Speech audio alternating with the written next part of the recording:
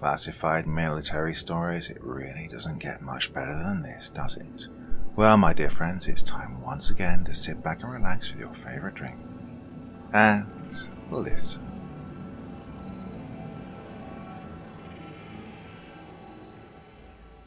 The Ghosts of Fort Riley. I'd completely forgotten about these events until, 20 years later, I hooked up with my buddy Rob when we found ourselves in the same unit deploying to Afghanistan. Fort Riley in Kansas is home of the famous U.S. Army 1st Infantry Division. It's one of the Army's oldest and most haunted posts.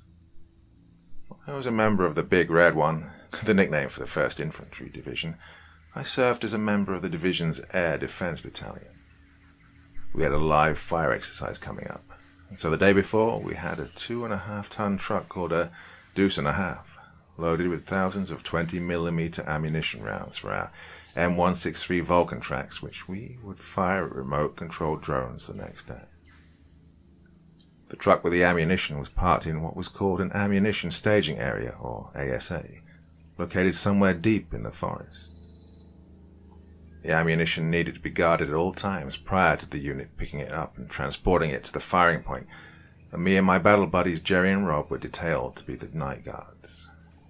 We were all just privates at the time, and we dutifully piled in the back of an HMM-WV, along with our sleeping gear, flashlights, books, and anything else we thought we needed to pass the time, along with jugs of water, a case of MREs, and a cooler of iced drinks.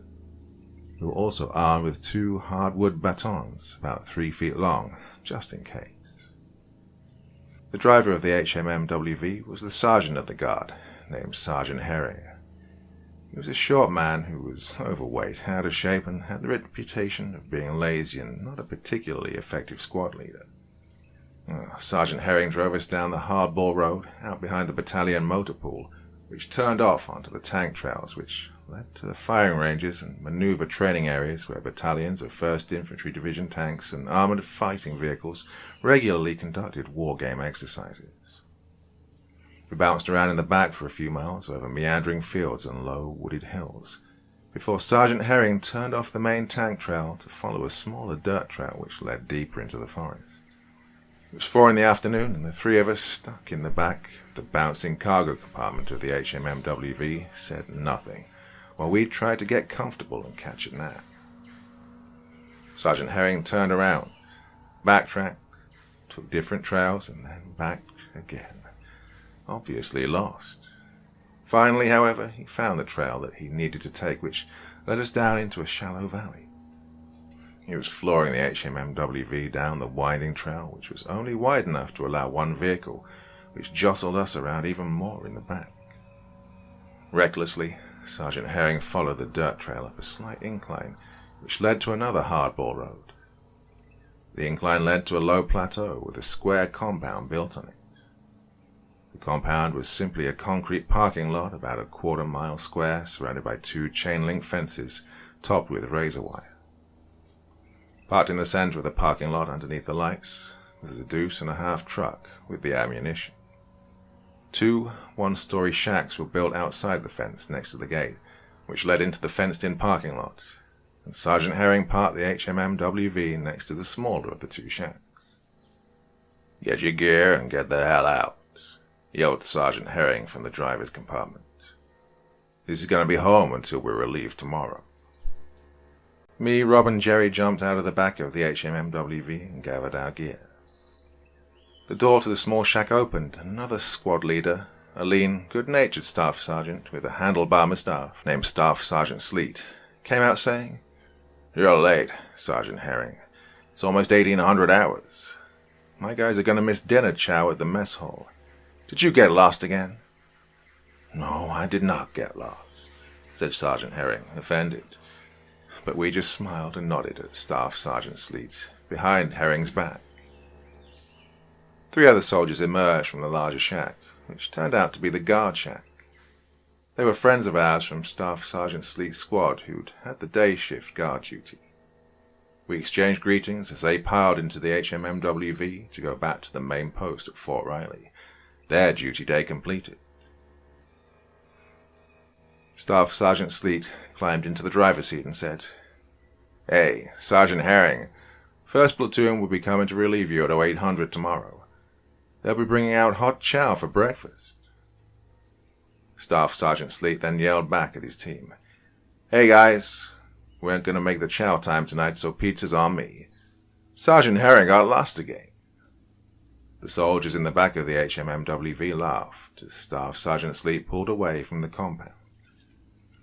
As they turned onto the dirt trail, my buddy Paul, who was sitting in the back of the HMMWV, suddenly yelled to me, Rob and Jerry. Hey, watch out for ghosts.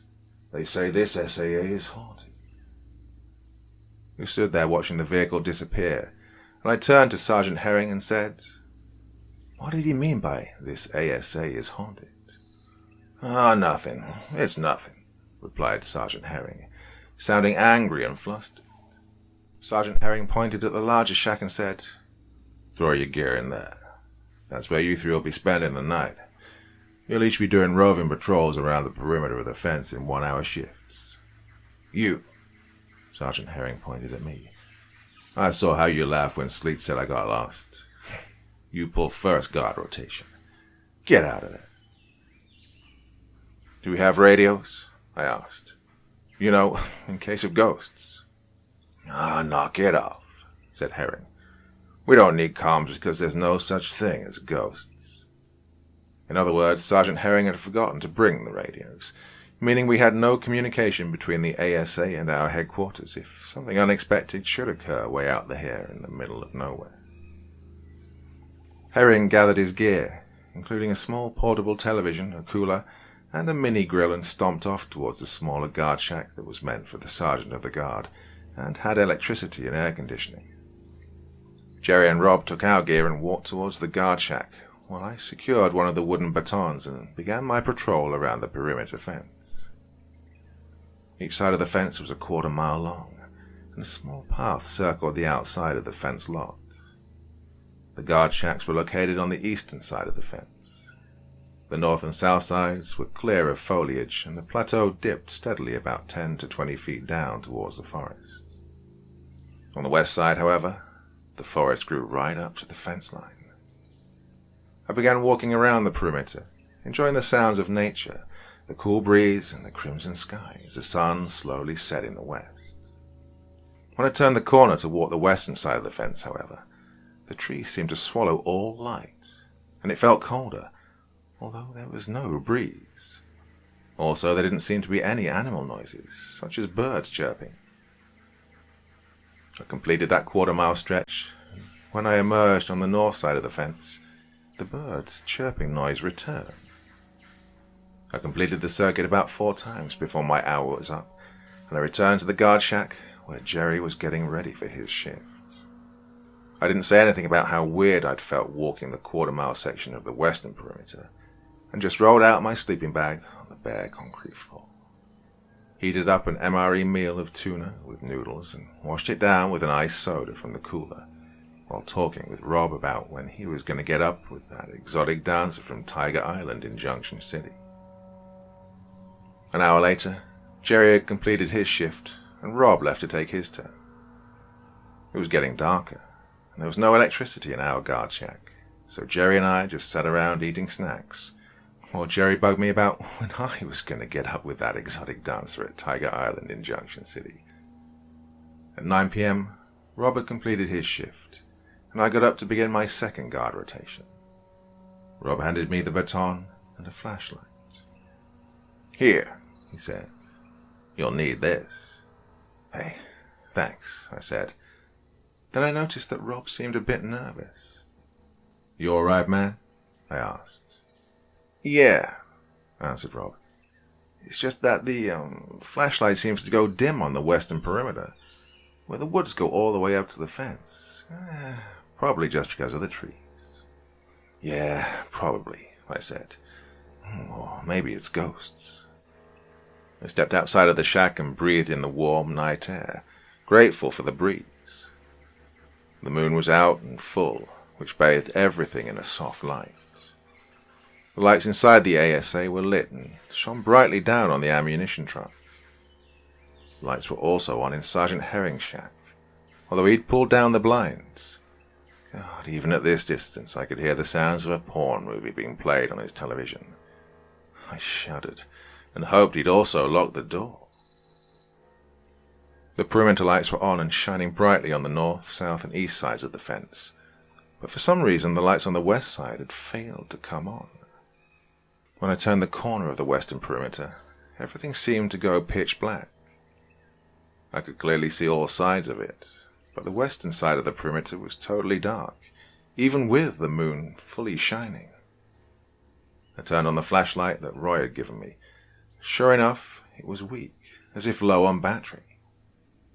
The fence was on my right and the forest was to my left as I walked that portion of the perimeter. The flashlight barely illuminated the path and trees 5 feet in front of me, and the whole time I felt as if I were being watched by something. I cursed at Paul for putting the thought in my head that this place was haunted, and secretly hoped that he'd caught an STT from that exotic dancer from Tiger Island. The quarter-mile walk from the dark western perimeter seemed to take hours, but eventually I made it to the corner where the forest was no longer at the fence line, and the perimeter lights worked. The sun shone brightly in the sky, and for some reason my flashlight shone a powerful beam of light again. Curious, I turned around and walked back the way I'd come. My flashlight dimmed like before. Stupid flashlight. Well, I completed my 4 circuits around the perimeter fence, north, east, south, and then west, but always dreading that west side. As I said earlier, it felt as if someone or something was watching me from somewhere inside the inky black void of the forest. At 10 p.m. my shift was up, and Jerry met me at the shack, ready to take his turn as the roving guard. The sound of that porn movie was still coming from Sergeant Herring's shack, and Jerry rolled his eyes and shook his head. 3 hours straight, he said, and we both laughed. I handed Jerry the baton and told him about the flashlight issue, but didn't mention how creeped out I'd felt walking the western perimeter. Jerry thanked me, warned me that the MRE chili mac that Rob ate for dinner was causing him to pass gas in his sleep, then put on headphones before beginning his guard shift. I walked into the now pitch-black guard shack and felt my way to my sleeping bag. Although I thought I was too wired up to sleep, I quickly did so. I woke up at 11 p.m. when Jerry's shift was over. Listening to Rob tell Jerry that the MRE tuna with noodles that I'd had for dinner was making me pass gas in my sleep. It was dark inside the shack, save for the moonlight streaming in from the windows and open door. Jerry responded, but sounded rather worried, scared even. Jerry mentioned hearing something on the western side of the fence, but he couldn't make it out. He said it sounded like horses and the thunder of hooves, but it sounded faint. Feeling somewhat vindicated, I said to Rob as he left for his patrol, "Don't let the ghost get you." Midnight came quickly, and I was pulling on my boots to begin my shift. Of course, I would get the midnight shift. I met Rob at the front of the shack, and perhaps it was a trick of the light for the moon, but at that moment, Rob was the whitest black guy I'd ever seen. He didn't look at me, but kept staring out at the western perimeter. "Man, there is definitely something out there," Rob said. "Every time I walked that part of the fence, the flashlight got dim and I kept hearing something." "Something?" I said. "Well, I haven't heard anything." "You will," said Rob. "It sounds like, I don't know, like horses and yelling, but really faint, just like Jerry said." "Go get some sleep, man," I said as I nervously took the baton and the flashlight from Rob. "I'll take care of Casper for you. I have to warn you, though, that you might want to keep the window open. That MRE spaghetti and meatballs that Jerry had for dinner is making him pass gas in his sleep." So now it was my turn, and it was midnight. Admittedly, with some trepidation, I walked the south perimeter fence and turned to walk the western side. Once again, as soon as I turned the corner, my flashlight dimmed as I walked that dark quarter-mile corridor. I felt as if I was not even there, as if I was somehow outside myself and I was watching me walking underwater. Yes, it felt as if I were underwater, as it had grown cold and the air thick and hard to breathe. A mist had also risen up, further obscuring what little I could see ahead of me. The lights indicating the north perimeter seemed miles away. Then, about halfway down the western perimeter fence, I heard something off to my left, coming deep from within the forest. It sounded like horses galloping back and forth. It was faint, but it was definitely there. There was also something else. It was a feeling somewhat akin to panic, but it wasn't something I was feeling. It was like I knew there was panic, but it wasn't coming from me. I completed my first circuit around the fence and almost eagerly walked at a quick pace to get to the western side. Once again, the warm night air was replaced by an almost graveyard-like cold and mist. At about the same spot, I could hear it again. The sounds drifting in from somewhere in the dark forest of horses running. But this time it seemed closer than before, the sounds more distinct. Also, I could hear some of the horses whinnying, as if they were in pain. I tried to shake it off, still arguing with myself that this was just my imagination. The thought of horses in pain suddenly made me feel sad. I'm sorry I got you into this, boy. We've been through a lot together. I'm sorry, boy. They ain't taking any prisoners. I ran to the lights, marking the north perimeter. Oh, what was that? What was it I'd just felt? It was sadness, but it wasn't mine. What was going on?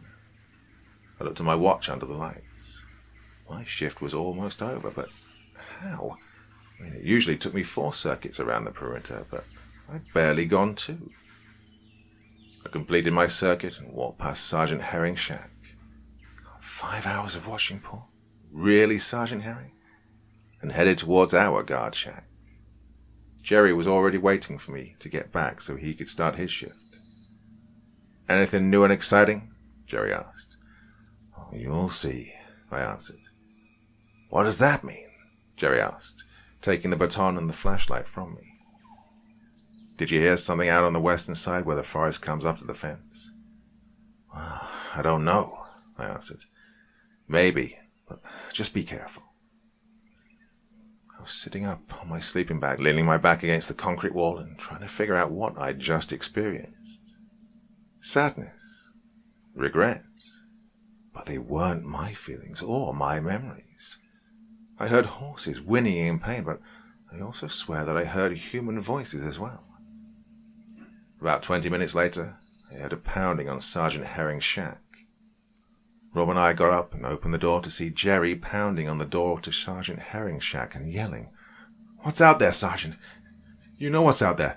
What is it?" Sergeant Herring never opened the door. Instead, he yelled from inside his shack, "You just shut your mouth, Private, and do what you're told to do.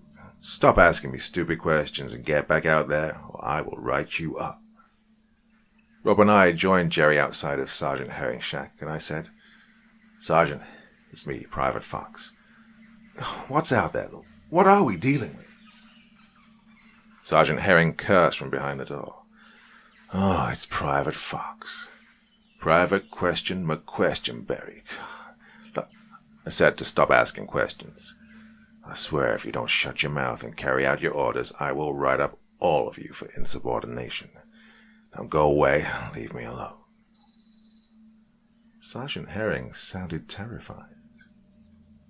Out of all the ASAs on this base, they had to put me in charge of this one, Sergeant Herring complained. "You'll all be fine. When it gets lighter, I'll show you." "Show us what, Sergeant?" I asked.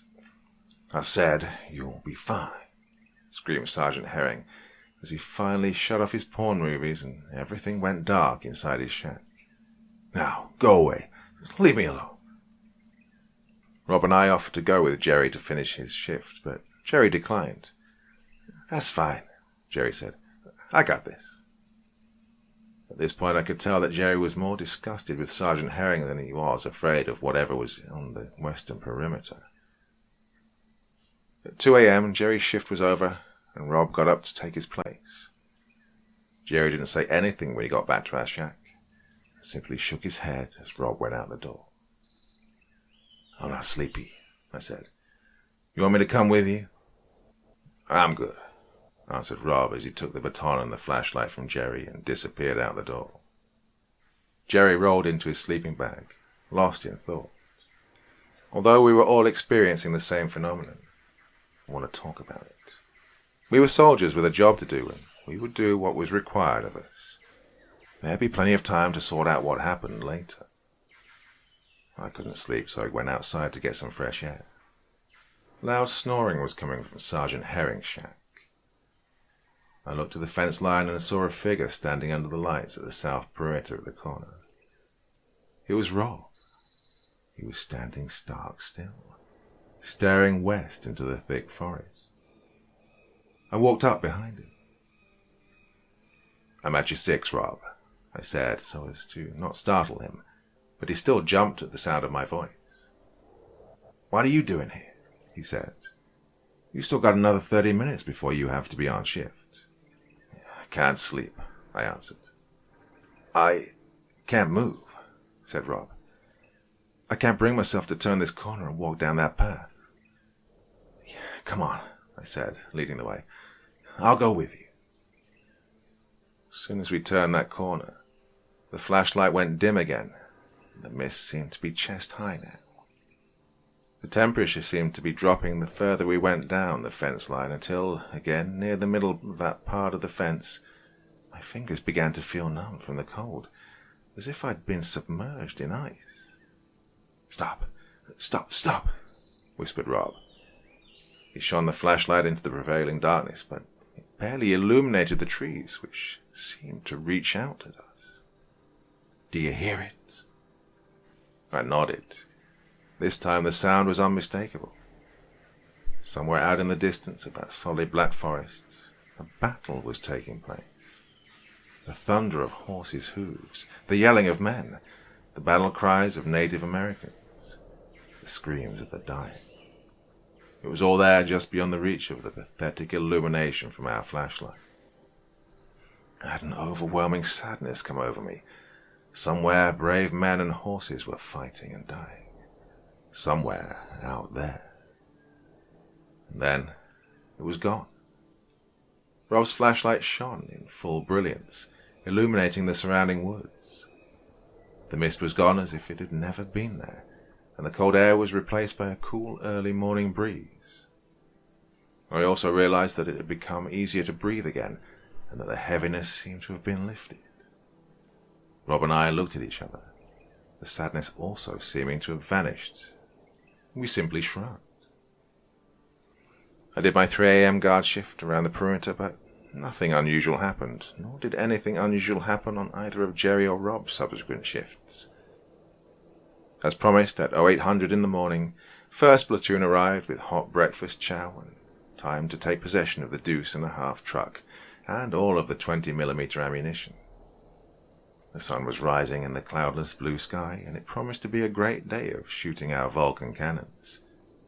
Sergeant Herring finally opened the door to his shack, appearing to be nicely rested, and helped himself to the lion's portion of the breakfast chow while complaining to the first platoon leader about how he doesn't get this new generation of lazy young soldiers. In fact, Sergeant Herring helped himself to so much breakfast chow that Jerry, Rob and I had to content ourselves with hot coffee and dry cereal. Eager to get out of the ASA, Sergeant Herring yelled at us to get our gear and get in the back of the HMMWV. Jerry, Rob and I just stared at him. "Sergeant," I said, "last night you said you'd show us what was out there when it became light." "Show you? Show you what?" stuttered Sergeant Herring. "I didn't say I was going to show you anything." "Sergeant," said Jerry, "you told us you'd show us what was out there in those woods." Sergeant Herring cursed again. "Private, I am ordering you to—" "Hey, isn't there a grave around here?" interrupted Lieutenant Cook, the first big platoon leader with the Ranger tab. "You know, Fort Riley used to be a horse cavalry post. I think it'd be a good learning moment to take these young soldiers to see the history of this place. Don't you agree, Sergeant Herring?" Yes, sir," gulped Sergeant Herring. "Do you know where those graves are located, Sergeant Herring?" asked Lieutenant Cook. "Yes," squeaked Sergeant Herring. "Well, take us there, Sergeant," smiled Lieutenant Cook. "I'd like to see it." Visibly pale, Sergeant Herring led us, Lieutenant Cook and about 15 other soldiers from 1st Platoon out to the back of the ASC, where the woods reached the western part of the perimeter. About midway was a small trail which led down off the plateau and into the woods. So small and narrow that one would easily overlook it, unless they knew exactly where to find it. In the darkness, Jerry, Rob, and I had completely missed seeing it. The trail wound between thick trees and clinging vines as it descended deeper into the valley for about 150 meters before emerging into a clearing about 25 foot square. There, in the middle of the leaf-strewn clearing, were true grave markers, each topped with the brass image of a horse. The names on the plaques had faded, so I couldn't read what was inscribed on them. The morning sun shone down through the trees upon this quiet and solemn place. "Sir," said Sergeant Herring, "buried here are 2 horses from General Custer's cavalry troop. They were killed at the Battle of Little Bighorn and brought back to Fort Riley to be laid to rest." And there you have it. Sergeant Herring had given us the answer to our mystery. None of us ever talked about what happened during our guard duty that night. As a soldier, you learn to accept things as they are, whether they be normal or paranormal, so long as nothing gets in the way of accomplishing the mission. It's just something that happens which soldiers have to adjust to in performing our duties.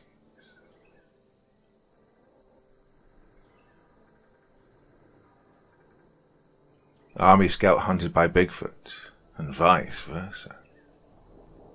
Looking back at almost 30 years of service as a soldier in the US Army, I can comfortably say that it was an honor and a privilege to serve such a great and remarkable country.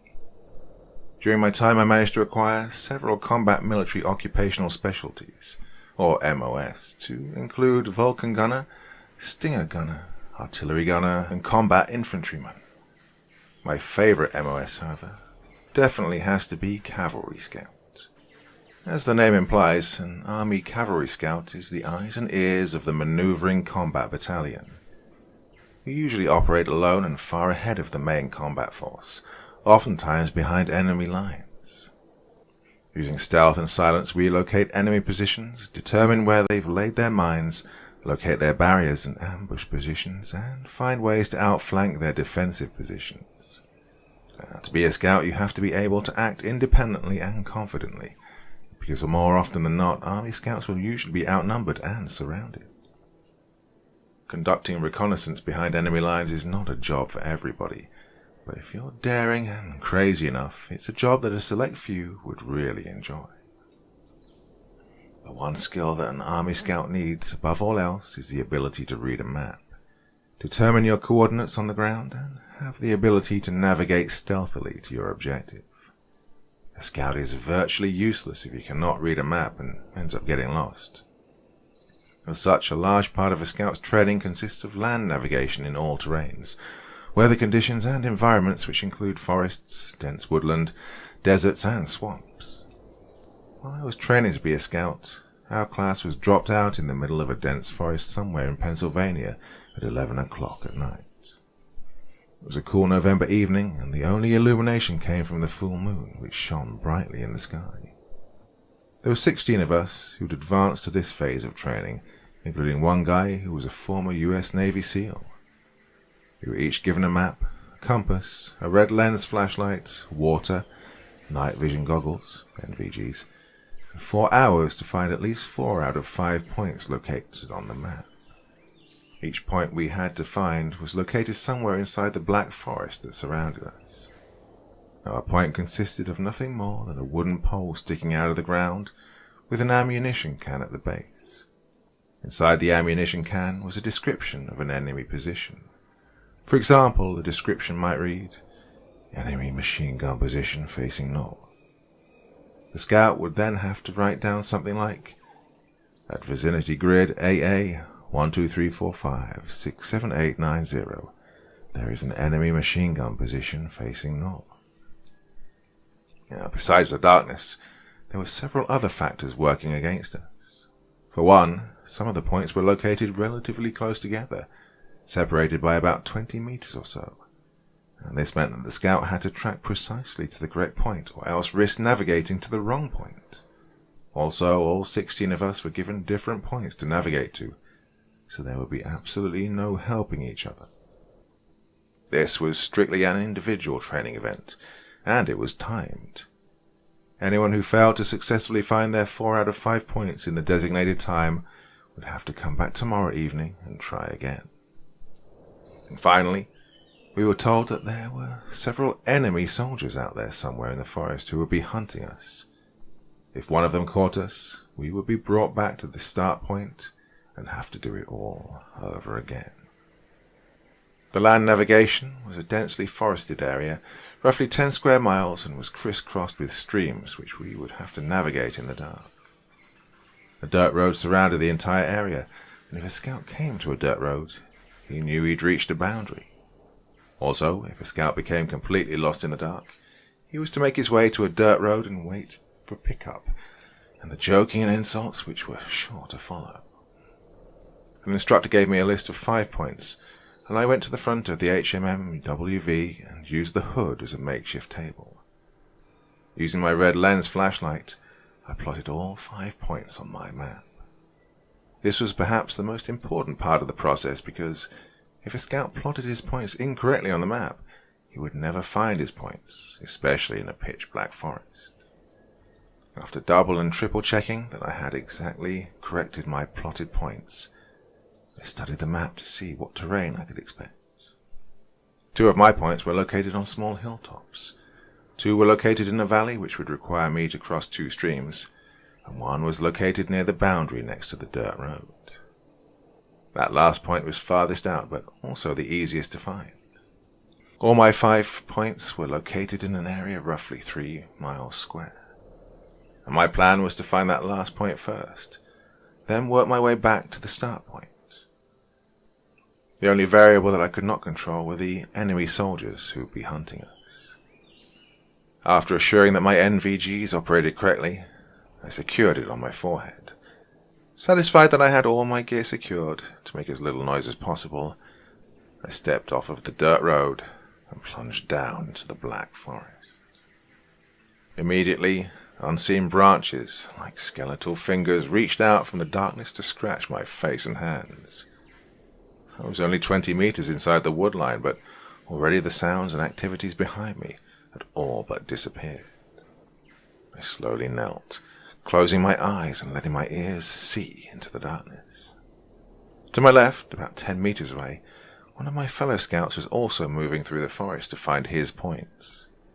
Further ahead of me, I could hear movement somewhere in the forest, a skittering noise running through the undergrowth, perhaps a raccoon or some other rodent. The fallen leaves on the ground crunching underfoot would give away our movement. We'd have to be extra careful and stealthy to avoid attracting attention. I got up and continued walking towards my first point, counting my steps so that I could judge how far I'd traveled and keeping my eyes on my compass to ensure that I was heading in the correct direction. I was suffering from tunnel vision, as I could only see what was directly in front of me. I had almost no peripheral vision because of my NVGs. The terrain was steadily sloping downwards as I descended into the valley. Occasionally I would stop and kneel to scan my surroundings to see if I was being followed. So far, however, it was all quiet. It appeared that I was alone on this stretch of forest. At the bottom of the valley, the ground became muddy, and at one point I sank to the top of my boots in cold mud. A stream about 8 feet wide crossed in front of me. I debated on whether to cross the stream or find a way around it. Farther upstream by a few hundred meters, I heard a loud splash, followed by a soldier yelling, "Oh, son of a..." Well, I chuckled to myself and silently climbed down into the stream. Looking left and right to ensure I wasn't spotted, I climbed over a few fallen tree branches and waded into the water.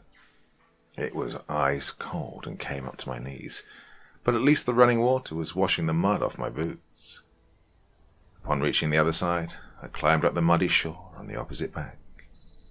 Stopping briefly to make sure that I was undetected, I hauled myself up on an embankment and, wet, cold and muddy, continued up the slope of the valley. Fortunately, since it was November, mosquitoes or any other buzzing insects were a minor annoyance. However, as I walked up that slope, I slowly began to realize that I hadn't heard any buzzing insect noises at all. If you've done this job long enough, you begin to develop what I call a warning radar, a sense that there's something just not right with your surroundings. You learn to trust your warning radar, and I could swear that I was being watched. This annoyed me more than anything because I was the one who did the stalking. I did not like being stalked. At the top of the slope, I got on the ground and scanned the area again. Yep, there he was. About 50 meters to my right front, crouching behind a stand of trees, was an enemy soldier. He was looking away from me, probably trying to stalk the other soldier who'd yelled when he fell into the stream. Night sound carries further, so I very slowly crawled back down the slope and walked another 50 meters away from the enemy soldier and climbed the slope again. Scanning the area around me, I found that the path ahead was clear. I pulled out a poncho from a small pack on my back and covered myself with it. Pulling out my map and my flashlight, I determined how far off course I'd gone and adjusted my heading and pace count. Satisfied that I was still heading in the right direction, I put the poncho away and slowly stood up to proceed ahead. Suddenly, far off to my left, I heard the enemy soldier yell, "You've been captured, Scout. Return to the start point and restart your mission." I chuckled again when I heard the voice of the scout who'd fallen into the stream yell, "Oh, son of a..." I continued walking through the forest and the trees eventually thinned out. I stopped again and took a knee behind a fallen tree, listening. My internal warning radar was giving me the all clear. I closed my eyes and let my ears see for me again. Ahead of me, I could hear the low rumbling of an HMMWV. Just as I calculated, the dirt road marking the perimeter was about 200 meters ahead of me. I waited until the sound of the HMMWV had passed by. Then I made my way to the road, stopping just inside the wood line. I looked right, and sure enough, only 20 feet away, just off the road, was my first point. I cautiously approached the wooden pole and grabbed the ammunition can and took it back into the tree line. I cracked open the ammunition can, and the noise of the metal can opening seemed to scream in the dark. I cursed, but apparently nobody heard the noise. Covering myself again with the poncho, I took out my flashlight and copied down what was written on the enemy description in the can. "At vicinity grid PB 335-44459 is an enemy patrol near the road." I put the ammunition can back at the point and walked back into the forest. An hour and a half had passed and I'd found my first point. I had another 2.5 hours to find at least 3 more points, but those would go quicker. My next 2 points were south of me, almost in a straight line on the slopes of a hill. Although it would have been easier to walk along the crest of the hill to get to my next point, I didn't want to risk being silhouetted by the moon, so I stayed below the crest of the hill, where the trees were thicker but the movement was slower. I paralleled to the top of the hill for about 300 meters until I came to the spot where my second point should be. Low crawling to the top of the hill, I scanned around with the NVGs. I was off by about 50 feet, but there was my second point sticking straight up in the middle of a clearing. I was about to get up and approach the point when my warning radar went off inside my head. I was not alone. I knelt back down and scanned the forest area surrounding the clearing again. A faint scent of feces, like cow dung, wafted across the clearing. There, 75 meters at my 1 o'clock, A figure, looking like he was wearing a sniper's ghillie suit, was peering out of the forest. It wasn't one of my fellow scouts because we didn't have the ghillie suit camouflage, so it must have been one of the enemy soldiers. And boy, did he stink. I hated to think what he'd fallen into. Fortunately, he wasn't looking in my direction. I observed him for a few tense seconds, then he stood up and turned to leave. Wow, that guy was huge. I waited a few more seconds until I couldn't smell him anymore, then I entered the clearing to retrieve the ammunition can. At vicinity grid PB 3009667 is an enemy anti-tank emplacement at the top of the hill. I came off the top of the hill, grateful to be back inside the thick tree line. But the leaves crunching under my boots sounded like the roar of jets in that dark and lonely forest. Every crunching seemed to shout, "Hey, there's a scout right here!" Crunch, crunch, crunch, crunch. I stopped suddenly and slowly got down on my belly. Crunch, crunch, crunch, crunch. The footsteps were behind me, approaching my position. I cursed. Stinky enemy soldier in the ghillie suit was stalking me. Well, he must have been beyond 75 meters from me because I didn't smell him. If I'd had the time, I would have evaded around him, but another 30 minutes had passed and I needed to get to my third point. I needed to get to where the trees weren't so thick, so I made my way back up the slope and was able to fast walk and jog across the crest of the hill for about a quarter mile. The bad part was that, because I'd chosen to go back up the slope, the full moon had illuminated me that whole time.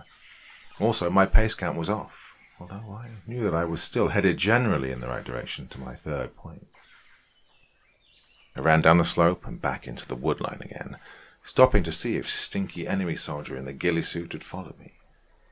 Well, satisfied that I lost him, I began searching the area for my third point. Because I'd made a detour up the slope and had lost my pace count, I was not as accurate in positioning myself close to the third point. I just knew it was around here somewhere, here in a 50-meter radius. The bad thing about NVGs is that, while it gives the wearer an amazing ability to see in the dark, it also severely limits the wearer's depth perception. I found the point literally by accident when I inadvertently kicked over the ammunition can. The loud clang echoed in the night, and I shook my head, cursing my bad good luck. Pulling out my flashlight again, I copied down the enemy description that was inside of the ammunition can. At vicinity grid PB 2883475 is an enemy command post. I returned the ammunition can back to the point. I was turning to go to my fourth point when I could make out the faint smell of cow dung again. Ah, man, enemy stinky soldier in the ghillie suit sure was fast for a big guy, as well as being persistent. It was almost 2 a.m. now, which meant that I had a little over an hour to find my fourth point. If I had any time left, I'd look for the fifth point, which was only a quarter mile from the start point. I turned due south and headed back down into the valley. The whole time my warning radar was going off in my head. Sometimes I thought I could smell the cow dung, and I secretly wished that stinky guy stalking me would fall into the stream. The trees were much thicker towards the base of the valley where the stream ran, so it was much darker with very little moonlight shining through. But it was still pleasantly cool, although I was hot and sweaty by this time. I calculated that I was at the bend in the stream, about 500 meters away from where I'd first crossed it. This fourth point was weird because it looked to be directly in the stream on my map, meaning it could be either on the bank or in the stream. I wasn't looking forward to searching both sides of the stream, but I didn't have much choice. I knew that my fourth point was here somewhere close by. I silently searched my side of the muddy stream, first for about 50 meters. The rippling of the waters masked any noise I made, but it also masked the noise of any approaching bad guys as well. Finding nothing on my side of the stream, and once again climbed down an embankment and waded across the icy cold water to the other side and began my search again. I searched for another 50 meters and still saw nothing except mud and fallen trees. I was beginning to doubt that I'd plotted this point correctly when I looked at the stream again and noticed something that I hadn't seen before. In the middle of the stream was a narrow dry spot of land like a miniature 4-foot square island. In the middle of this little island was my 4th point. I waded back into the water, and after I covered myself with my poncho, I quickly opened the ammunition can. At vicinity grid PA 00958824 is an enemy submarine base. Really? I thought. A submarine base? Whatever. I closed the ammunition can and set it back down, and the smell of cow dung seemed to hit me like the heat you feel when you open a hot stove. I cursed. Even though I'd found the necessary points that I needed, I still had to get back to the start point without being caught, or else I'd have to do this all over again. God, how did Stinky Guy keep finding me? Very slowly, I knelt down on the island and crawled backwards into the freezing water. That smell was all around me, and there was a noise like branches breaking on the bank, followed by splashing sounds only 50 meters to my left. The moon shone down at the place where there was a bend in the stream, and outlined in it was a big, stinky enemy soldier guy. Most of my body was submerged in the water, with my upper body hugging that little strip of island in the middle of the stream. I looked up at the guy. He was 50 meters away from me, and I gulped. What I had at first thought was a ghillie suit was actually fur. It was a good 7.5 to 8 feet tall, had a gorilla-like face, and was covered with dark, thick fur. The creature stood in the middle of the stream, looking around and seeming to sniff at the air. Oh, great, I thought. I'm being stalked by a Sasquatchfoot, or whatever the heck they're called. But since I know where you are, and you don't know where I am, I guess I'm stalking you now. I began wondering if I'd actually packed more beef sticks in my pack, since I saw a commercial once on television where the Sasquatchfoot things seemed to like beef sticks. All of a sudden, in the distance came the blaring of multiple horns, which seemed to echo all around the valley. I cursed again. It was a warning signal that all scouts had 30 minutes to finish finding their points and return to the start line. And by this point, I was more annoyed than I was frightened. I was wet, cold, irritated, and muddy. Fortunately, I'd wrapped my waterproof notebook with all my plot points inside of my waterproof poncho and kept it on the small island and out of the water.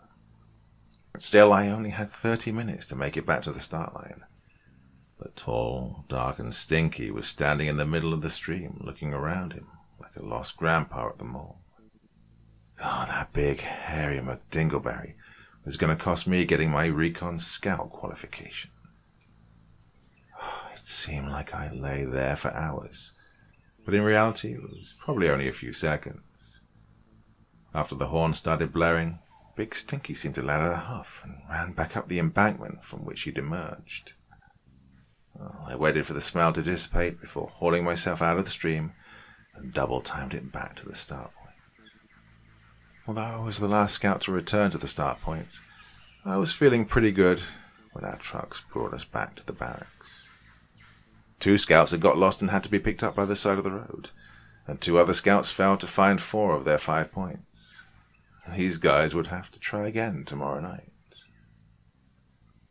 Well, only one guy, the foreman Navy SEAL, found all 5 of his points. And, well, although I only found just enough points to pass the course, I did also stalk a Bigfoot. How many other cavalry scouts can say that?